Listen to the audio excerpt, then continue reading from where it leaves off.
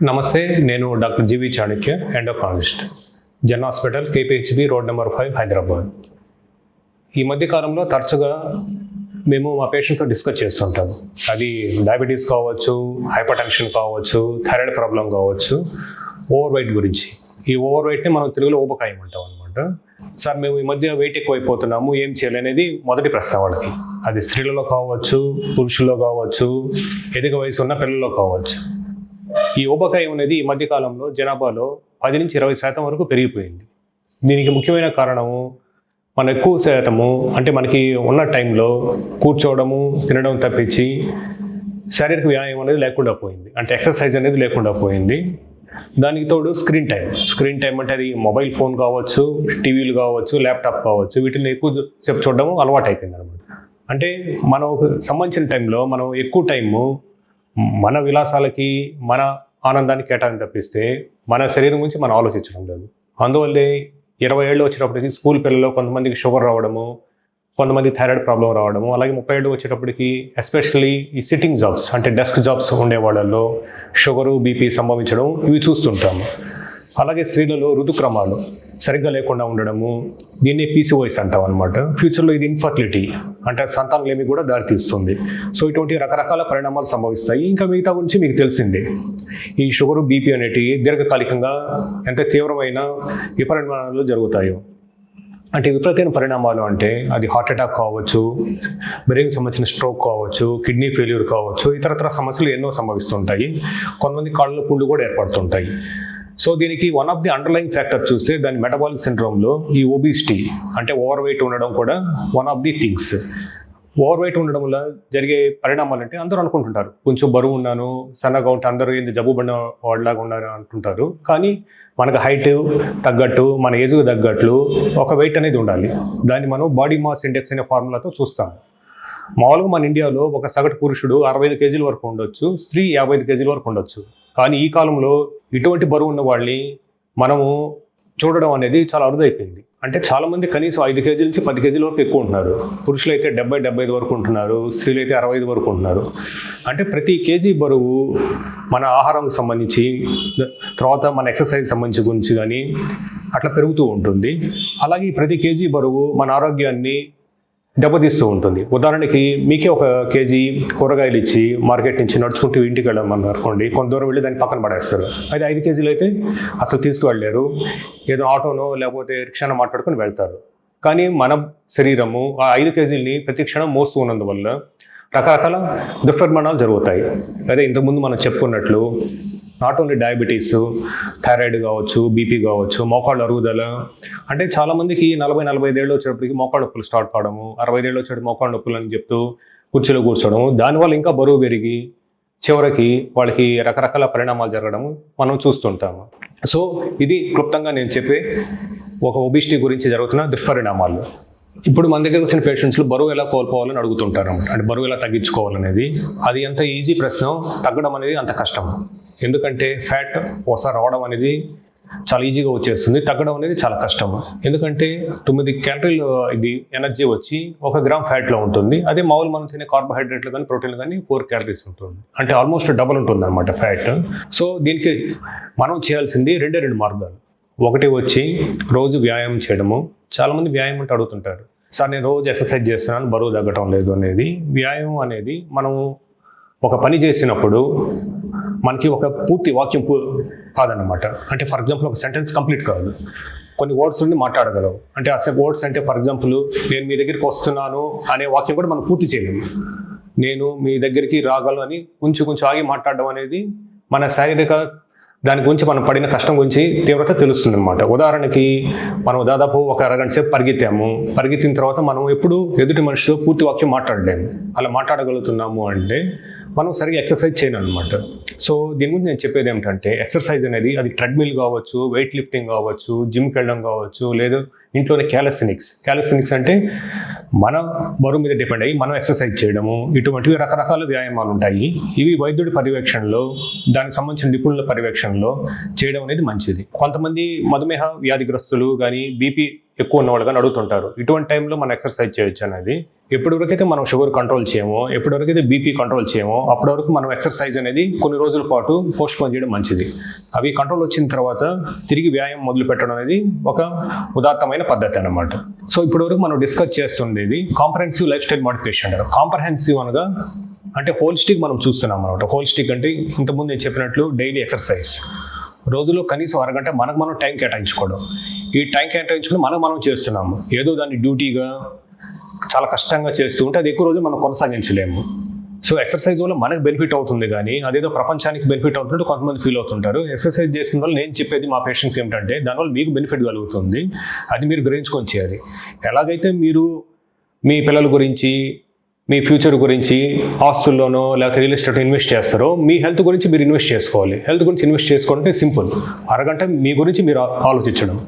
అది ప్రశాంతంగా ఉండడం కావచ్చు, ఎక్సర్సైజ్ చేయడం కావచ్చు, ఫ్యామిలీతో టైం స్పెండ్ చేయడం కావచ్చు, లేదా వెకేషన్స్ వెళ్ళడం కావచ్చు, లేదా వర్క్ని ఎంజాయ్ చేస్తూ చేయడం, ఇటువంటివి అన్నమాట. సో దీంట్లో మనం డైట్ గురించి కూడా మాట్లాడుకుందాం. సో డైట్ అనేది చాలామంది అడుగుతూ ఉంటారు, సార్ డైట్ అంటే మనం ఏం చేయాలి, ప్రతి 3-4 గంటలకు తినాలా, లేదు 6-7 గంటలకు తింటే సరిపోతుందా అంటే there is no uniform scale. అందరికీ ఒకటే ఉండదు అనమాట. వాళ్ళ లైఫ్ స్టైల్ తగ్గట్టు, వాళ్ళు తినే ఆహారం దాని గురించి, వాళ్ళ ఇష్టాల గురించి అట్లా ఇండివిజువలైజ్డ్ డైట్ ప్లాన్ ఇస్తాం అనమాట. ఫర్ ఎగ్జాంపుల్ కొంతమందికి ఉదయాన్నే టిఫిన్ చేయడం ఇష్టం, కొంతమంది 10-11 నిద్రలేవరు, వాళ్ళు వచ్చి నేను నేరుగా ఒకటేసారి లంచ్ చేస్తూనే ఉంటారు. సో ఇటువంటి వాళ్ళకి అందరికీ కలిపి ఒకటే డైట్ ప్యాటర్న్ చెప్పడం అనేది కరెక్ట్ కాదనమాట. సో ఏ టైంలో ఏది సూట్ అవుతుంది మనం చెప్పాలి, అలాగే వాళ్ళ గురించి మనం ఆలోచించాలి ఒక డాక్టర్గా. వీళ్ళు అందరిలాగా ఉదయాన్నే 6-7కు లేకుండా 10-11 ఎందుకు లేస్తున్నారు, వాళ్ళు ఏమన్నా లేట్ నైట్ మేలుకుంటున్నారా, ఈ లేట్ నైట్ మేలుకోవడానికి కారణాలు ఏమిటి అంటే సహేతుమైన కారణాలా, లేకపోతే కొన్ని నెగిటివ్ ఎమోషన్స్ వల్ల జరిగే కారణాలా. ఉదాహరణకి వాళ్ళు వర్క్లో ఉన్నారు, ఆ రోజు చాలా ఎక్కువ వర్క్ పడింది, దానివల్ల లేటుగా నిద్రపోయారు, లేటుగా నిద్రలేసారంటే అది ఓకే, జస్టిఫైడ్. అలా కాకుండా మొబైల్ మాటికి చూస్తూ రాత్రి 2-3 గంటల వరకు మేలుకొని టీవీలు చూస్తూ 2-3 గంటలకు పడుకుంటే వాళ్ళు ఆటోమేటిక్గా నిద్రలేసేటప్పటికి 9-10 అయిపోతుంది. కానీ ఆ టైంలో మనకి బాడీలో వచ్చే హార్మోన్స్ దెబ్బతింటాయి అనమాట. అంటే ఉదయం 6 గంటలకు రావాల్సిన హార్మోన్ కన్ఫ్యూజ్ అయ్యి 9 గంటలకు వచ్చింది అనుకోండి, దానివల్ల ఏమవుతుందంటే మన బాడీలో పనిచేయాల్సిన ఇన్సులిన్ సరిగ్గా పనిచేయదు. సో పని చేయనందువల్ల ఏమవుతుంది అంటే నెమ్మదిగా షుగర్ లెవెల్స్ రైజ్ కావడం స్టార్ట్ అవుతుంది. అలాగే బీపీకి సంబంధించిన హార్మోన్స్, అది ఎపినెఫ్రిన్ కావచ్చు, నారెపినెఫ్రిన్ కావచ్చు, అవి కూడా కన్ఫ్యూజ్ అవుతుంటాయి అనమాట. సో దీనివల్ల ఏమవుతుంది అంటే దీర్ఘకాలికంగా మన బాడీలో రావాల్సిన హార్మోన్స్ ఒక టైంలో రాకుండా ఇంకో టైంలో వస్తూ ఉంటాయి. ఇది మొదటి యుక్త వయసులో సరిపోతుంది. చాలామంది 20-30 ఏళ్ల వరకు మధ్య వాళ్ళకి ఇదంతా ఏం పెద్ద తెలియదు అనమాట. 30 ఏళ్ళు దాటిన తర్వాత స్లోగా బాడీలో తేడా కనపడుతూ ఉంటుంది. ఏమిటి ఇంత ముందులాగా నేను ఉండలేకపోతున్నాను, నిస్సత్తుగా ఉన్నాను అని తెలుస్తూ ఉంటుంది. అదే టైంలో వాళ్ళ గురించి పట్టించుకొని వైద్య నిపుణుల పర్యవేక్షణలో సరైన సూచనలు పాటించి లైఫ్ స్టైల్ మార్చుకుంటే సరిపోతుంది అనమాట. అలాగే చాలామంది బిహేవియర్ మోడిఫికేషన్ గురించి డిస్కస్ చేస్తుంటారు. సో బిహేవియర్ మోడిఫికేషన్ అనేది చాలా ఈజీ చెప్పడం, కానీ పాటించడం చాలా కష్టం. ఉదాహరణకి మన మోడర్న్ లైఫ్ స్టైల్, ఎస్పెషల్లీ సిటీస్లో ఏం చూస్తూ ఉంటే ప్రతి 2-3 షాపుల్లో ఏదో ఒకటి తినేది ఉంటుంది. అది టిఫిన్ సెంటర్ కావచ్చు, లేదు ఓన్లీ లంచ్ సప్లై చేసే ఇది కావచ్చు. ఉదాహరణకి కొన్ని టిఫిన్ సెంటర్స్ ఉంటాయి, చాలా బాగుంటుంది, పోదాం అంటారనమాట ఫ్రెండ్స్ అందరూ కలిసి. కానీ నిజంగా ఆ టైంలో వాళ్ళకి ఆకలి కాకపోవచ్చు, కానీ అక్కడికి వెళ్ళేది వాళ్ళు ఫ్రెండ్స్తో ఎంజాయ్ చేయడానికి టేస్ట్ కోసం వెళ్తారు. సో ఈ టేస్ట్ కోసం తినడము, ఎంజాయ్మెంట్ కోసం తినడం అనే దాన్ని మనం హెడోనిస్టిక్ ఈటింగ్ అంటాం సైంటిఫిక్ టెర్మినాలజీలో. అంటే హెడోనిస్టిక్ ఈటింగ్ అంటే మనకు అవసరం ఉన్నా లేకపోయినా ప్రెషర్ కోసం తినడం అనేది హెడోనిస్టిక్ ఈటింగ్ అంటాము. కానీ ఏది తినో లోపలికి వెళ్ళి అది ఎనర్జీగా కన్వర్ట్ అవుతుంది. ఈ ఎనర్జీ ఎప్పుడైతే స్పెండ్ కాదో, అంటే ఖర్చు కాదో, అప్పుడు ఎనర్జీ లోపల చేరుకొని అది ఫ్యాట్గా మారుతూ ఉంటుంది అనమాట.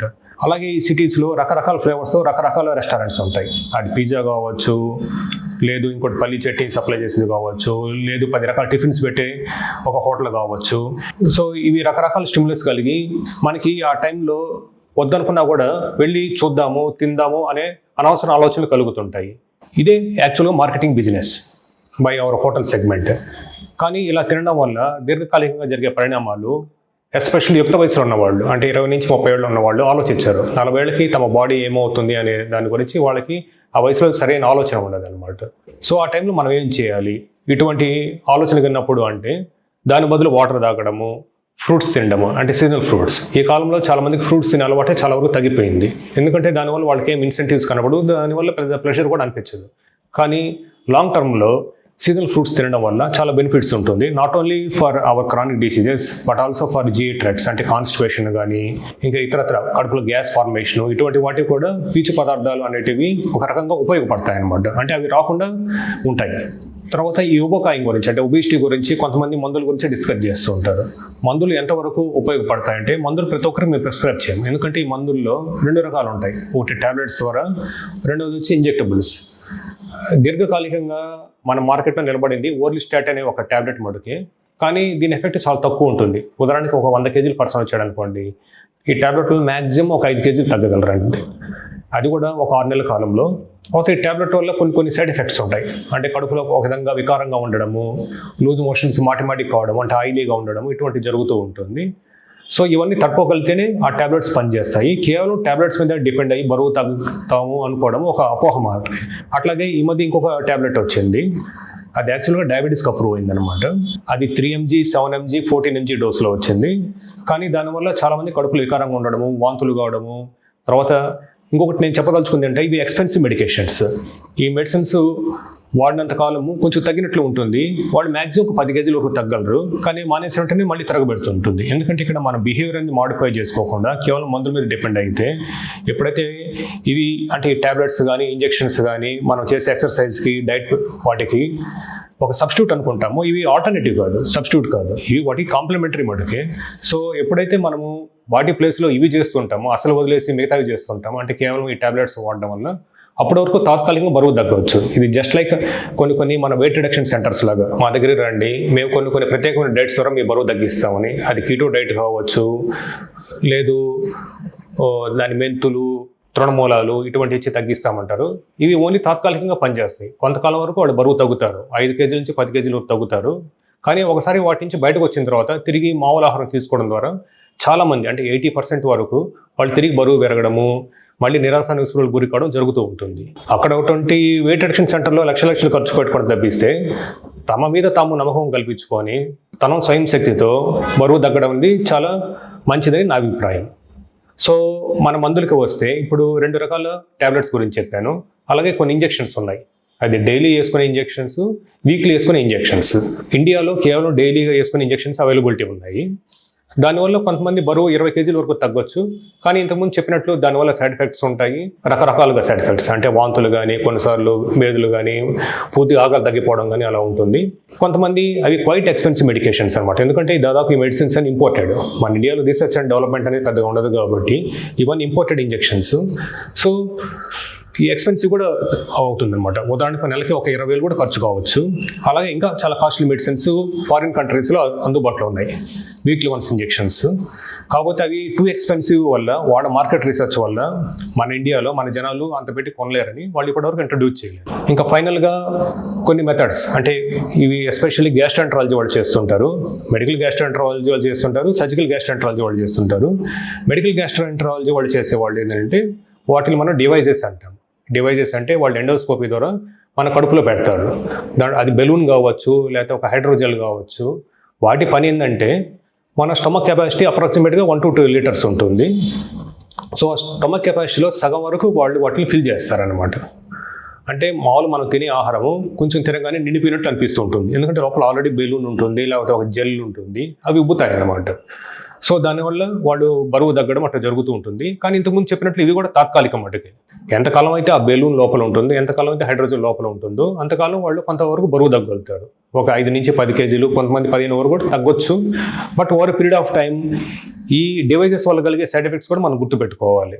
ఉదాహరణకి ఆ బెలూన్ రప్చర్ కావడము, కొన్నిసార్లు ఆ బెలూన్ బయటకు వచ్చేయడము, కొన్నిసార్లు అక్కడ ఇన్ఫెక్షన్ రావడము, ఆ జెల్ ఎక్కడంటే అక్కడ ఇరుక్కొని వాంతులు కావడం, ఇటువంటి జరుగుతూ ఉంటుంది. సో కాబట్టి కేవలము ఇటువంటి డివైజెస్ మెడికల్ గ్యాస్ట్రాంట్రాలజీ వాళ్ళ దగ్గరే అవైలబిలిటీ ఉంటుంది. అలాగే సర్జికల్ గ్యాస్ట్రాంట్రాలజీ వాళ్ళు బెరియాట్రిక్ సర్జరీ అని చేస్తారు. బెరియాట్రిక్ సర్జరీ అంటే మామూలుగా సైన్స్ ప్రకారం BMI more than 35 ఉన్నా, లేదు BMI more than 30, ఈ టెక్నాలజీ అంతా వదిలేస్తే అది డయాబెటిక్స్ కానీ, బీపీ ఉన్న వాళ్ళు, రకరకాల కోమార్బిడిటీస్ ఉన్న వాళ్ళు మేము చేస్తుంటాము. బెరియాట్రిక్ సర్జరీ అనేది one of the good scientific interventions అనమాట. అంటే సర్జరీ చేసిన తర్వాత మంచి సర్జన్ దగ్గర చేర్చుకుంటే అది లోకల్ కాంప్లికేషన్స్ కావచ్చు, లాంగ్ టర్మ్ కాంప్లికేషన్స్ కావచ్చు, పెద్దగా ఉండవు. కానీ సర్జరీ చేర్చుకున్న తర్వాత వాళ్ళు ఎంత బరువు తగ్గుతారని చాలామందికి డౌట్ ఉంటుంది. సో ఆ బరువు వాళ్ళు 10 నుంచి 20 కేజీలు, కొంతమంది 30 కేజీలు కూడా తగ్గొచ్చు. సో అది సక్సెస్ఫుల్గా జరుగుతూ ఉంటుంది. కానీ బయాట్రిక్ సర్జరీ అనేది 2 రకాల ప్రొసీజర్స్, రెస్ట్రిక్టివ్ అనేది, తర్వాత మాల్ అబ్జార్ప్షన్ అనేది కొన్నిసార్లు కంబైన్డ్గా చేస్తారనమాట. కాబట్టి దీర్ఘకాలికంగా వాళ్ళు కొన్ని రకాల న్యూట్రియంట్స్ డెఫిషియన్సీ గురవుతారు. అంటే వాళ్ళు ఐరన్ తగ్గిపోవడము, B12 తగ్గిపోవడము ఇటువంటి జరుగుతూ ఉంటుంది. సో ఇటువంటి మైక్రో న్యూట్రియంట్స్ని వీటిని మనం సప్లిమెంట్ చేస్తూ ఉండాలి. అది దీర్ఘకాలికంగా అంటే ఆల్మోస్ట్ లైఫ్ లాంగ్ ఇస్తూ ఉండాలి. కొన్నిసార్లు వాళ్ళు తిరిగి బరువు పెరుగుతారు. అది 2 ఏళ్ల తర్వాత కావచ్చు, 5 ఏళ్ల తర్వాత కావచ్చు. దాన్ని వెయిట్ రీగెయిన్ అంటారు అనమాట. ఎందుకంటే ఏదైతే సర్జరీ జరిగిందో ఆ పార్ట్ తిరిగి రీఎక్స్పాండ్ కావడము, దాని అబ్జార్ప్టివ్ కెపాసిటీ పెరగడం వల్ల కొన్నిసార్లు బయాట్రిక్ సర్జరీ ఫెయిల్ కావడం జరుగుతూ ఉంటుంది. సో ఇప్పటి వరకు మనం డిస్కస్ చేసినట్లు రకరకాల పరిణామాలు, దానికి మన దగ్గర ఉన్న ప్రత్యామ్నాయాలు, అది మెడికల్ థెరపీ కావచ్చు, సర్జికల్ థెరపీ కావచ్చు, మనము ఒక ఓవర్ వెయిట్ ఆర్ ఒబిసిటీ గురించి మనం డిస్కస్ చేసాము. కానీ ఊబకాయం ఎందుకు వస్తుంది మనం గ్రహించుకుంటే 90% దాని పరిష్కారం మన చేతుల్లోనే ఉంటుంది. ఎప్పుడైతే సమస్య పెద్దది కాకుండా చిన్నప్పుడే మనం దాన్ని పట్టుకోగలమో, అంటే చిన్న దశలో ఉన్నప్పుడే పట్టుకోగలమో, దాన్ని మనం నివారించగలము. అంటే అనవసరమైన తిండి ఎప్పుడంటప్పుడు తినడము, ఇటువంటి సోకాల్డ్ మిడ్ నైట్ బిర్యానీస్ ఇటువంటి అవాయిడ్ చేయడం చాలా మంచిది. ఒకటి తినాలనుకోండి, ఏదో నెలకోసారో, 6 నెలలకోసారో, సంవత్సరానికోసారో తీసుకుంటే మంచిది. అంతేగాని అదే పనిగా మనము ఎక్కడొక్కడ వాటి టెంప్టేషన్ గురయ్యి, అంటే వాటి రుచికి అలవాటు పడి అనవసరంగా తినడము, ఎక్సర్సైజ్ లేకుండా ఉండడము, అనవసరంగా ఎక్కువ టైం మనము కంప్యూటర్స్తో, మొబైల్స్తో స్పెండ్ చేయడం వల్ల ఇటువంటి పరిణామాలు సంభవిస్తున్నాయి. సో దీన్ని మనం బిహేవియర్ మాడిఫికేషన్ అంటాము. రెండోది వచ్చి డాక్టర్ల పర్యవేక్షణలో మందులు తీసుకోవడం, అది టాబ్లెట్స్ కావచ్చు, ఇంజెక్షన్స్ కావచ్చు, అలాగే గ్యాస్ట్రాంటాలజీ డిపార్ట్మెంట్ ద్వారా జరిగే డివైజెస్ కావచ్చు, సర్జరీస్ కావచ్చు. సరైన వైద్యుడి దగ్గర సరైన వైద్య సలహా తీసుకొని దీర్ఘకాలికంగా మీరందరూ ఆరోగ్యంగా ఉండాలని కోరుకుంటూ మీ డాక్టర్ జీవి చాణక్య.